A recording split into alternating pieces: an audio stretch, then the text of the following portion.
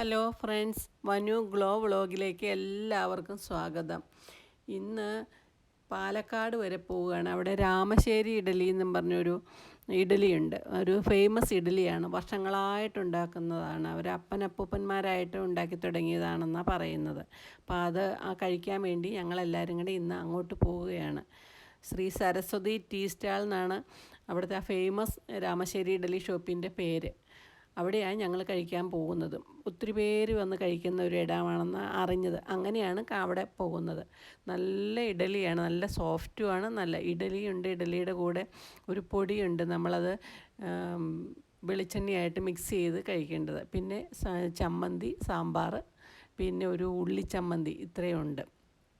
പിന്നെ അതിൻ്റെ കൂടെ സ്പെഷ്യലായിട്ട് വടയൊക്കെ ഉണ്ട് കേട്ടോ. വടയും ഞങ്ങൾ വാങ്ങിച്ചു. വടയുണ്ട്, പഴംപൊരിയുണ്ട്, ഇതെല്ലാം ഉണ്ട്. പക്ഷെ നല്ലതായിരുന്നു, നല്ല ടേസ്റ്റുമായിരുന്നു, നല്ലതുമായിരുന്നു. ഞങ്ങൾ ഇത്രയും ദൂരെ പോയി കഴിച്ചതിൻ്റെ ഒരു പ്രയോജനം ഞങ്ങൾക്കും കിട്ടി. പക്ഷെ നല്ലതായിരുന്നു. എന്തായാലും അതൊരു പ്രാവശ്യം കഴിക്കാൻ എല്ലാവരും ഒന്ന് നോക്കുക. പറ്റുമെങ്കിൽ അത് കഴിച്ചാൽ നല്ലതാണ്. ഞാനും ആദ്യമായിട്ടാണ് അവിടെ പോയി കഴിക്കുന്നത്. രാമശ്ശേരി ഇഡലി എന്ന് കേട്ടിട്ടേ ഉള്ളൂ.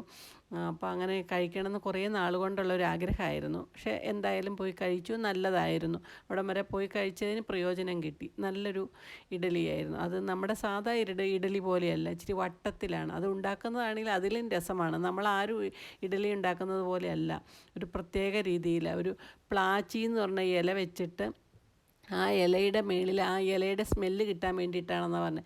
ആ ഇലയുടെ മേളിൽ വെച്ചാണ് ഇത് ചെയ്യുന്നത്. പക്ഷെ നല്ലതാണ്. എന്നിട്ട് പിന്നെ തുണിയൊക്കെ വെച്ചിട്ടാണ്, ഒരു പ്രത്യേക രീതിയിൽ നമുക്കത് കാണുമ്പോഴേ മനസ്സിലാവുള്ളൂ അത് എങ്ങനെയാണ് ചെയ്യുന്നതെന്നുള്ളത്. അതിൻ്റെ വീഡിയോ ഇപ്പോൾ ഞാൻ ഇതിൻ്റെ കൂടെ ഉണ്ട്, ഉണ്ടാക്കുന്നത് കാണിച്ചിട്ടുണ്ട്. പക്ഷെ നല്ലതാണ്. അത് നമുക്ക് അങ്ങനെ ഉണ്ടാക്കിയെടുക്കാൻ ഇച്ചിരി പാടാണ്. അവർ വർഷങ്ങളായിട്ട് അങ്ങനെ ചെയ്യുന്നത് കൊണ്ട് അത് അവർക്ക് ചെയ്യാൻ പറ്റും. അതൊരു പ്രത്യേക രീതിയിലാണ് ചെയ്യുന്നത്, നമ്മുടെ ഇഡലി പോലെയല്ല. പക്ഷെ നല്ലതാണ്. ഇഡലി മാവൊക്കെ നമ്മുടെ പോലെ തന്നെയുള്ളതാണ്, പക്ഷേ അത് ഉണ്ടാക്കുന്ന രീതി വേറെയാണ്. പക്ഷെ നല്ലതാണ് കേട്ടോ. ഞങ്ങളത് കഴിച്ചിട്ട് ഞങ്ങൾക്കത് ഇഷ്ടപ്പെട്ടു. ഇനിയും നമ്മൾ ആ വഴി പോകുമ്പോൾ നമുക്ക് കഴിക്കണം എന്നുള്ളൊരു ചിന്തയുണ്ട് അവിടെ. പക്ഷെ നല്ലതായിരുന്നു. അപ്പോൾ അതിൻ്റെ ഒരു വീഡിയോ ഇട്ടേക്കുന്നത്. അത് ഞങ്ങൾ പോയി വീഡിയോ എടുത്തു, കഴിച്ചു. നല്ലതായിരുന്നു, എല്ലാവർക്കും ഇഷ്ടപ്പെട്ടു, നല്ലതായിരുന്നു.